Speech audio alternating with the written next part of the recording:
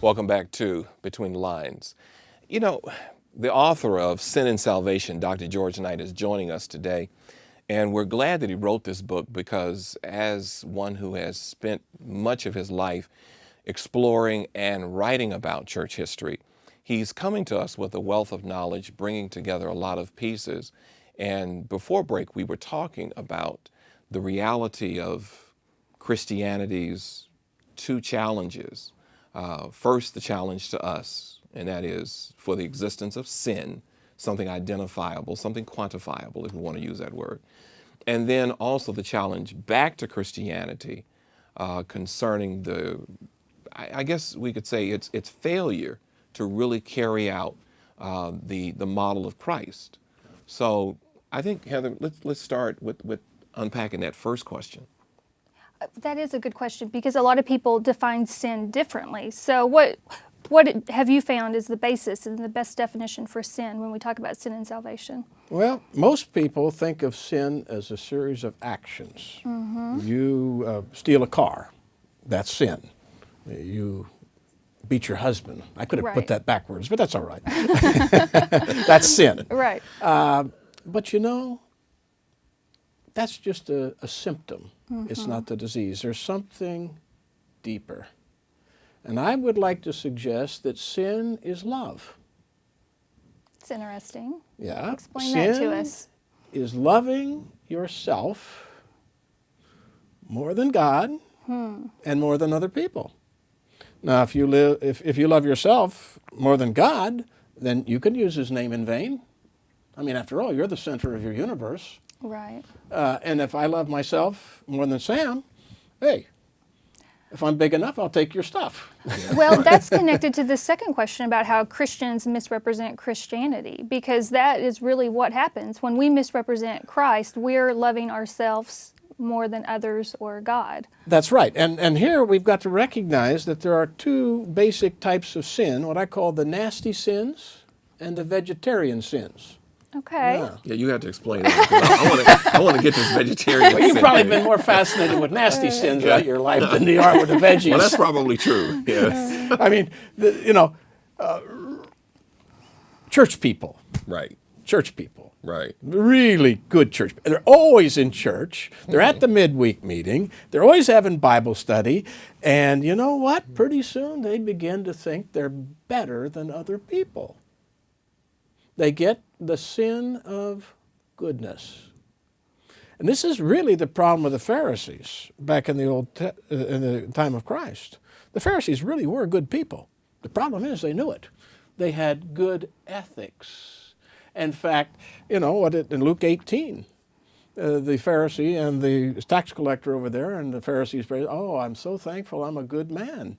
I pray every day. I fast twice a week. I give my tithes and offerings, and I'm not like that other man."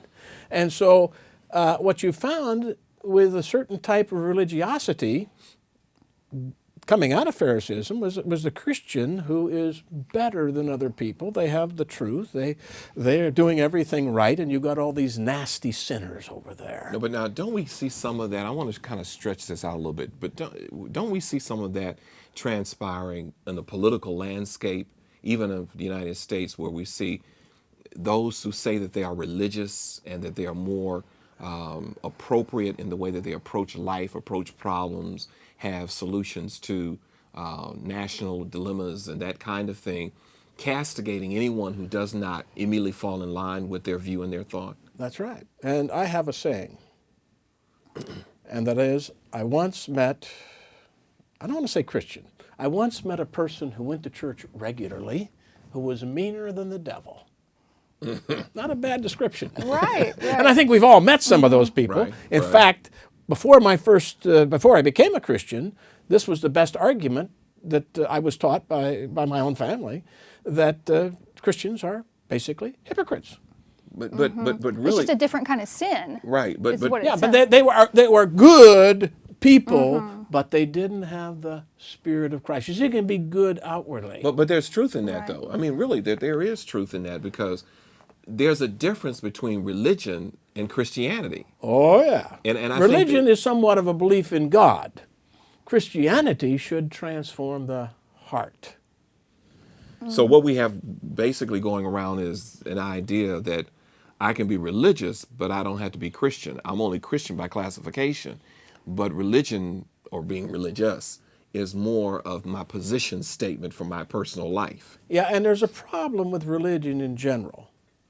Basically, religious people, doesn't make any difference what faith tradition they're in, want to be good people. Okay? They want to be ethical people. And so they leave off the nasty sins. And what is in its place? Well, I am now a good person. And so you get the sin of pride, spiritual pride. But that's also, I guess, tied up back in that same premise that you just said of self-love. Because to have Yeah. pride, I have to compare with someone else. You see, this is the problem, and this is part of what I deal with in the book. And God wants to change us, but it's not something that we do. Rather, God infuses a new spirit into our hearts. This is what the Bible calls a new covenant experience.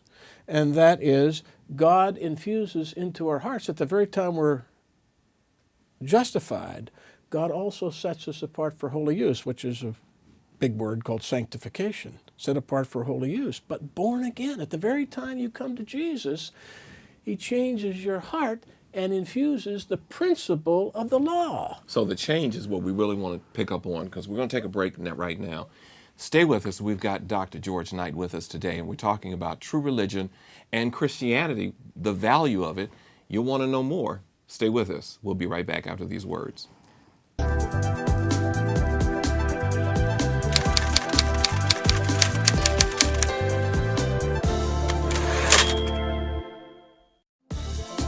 For more information about any of the books presented today on Between the Lines, visit your local Adventist Book Center or go online at www.adventistbookcenter.com.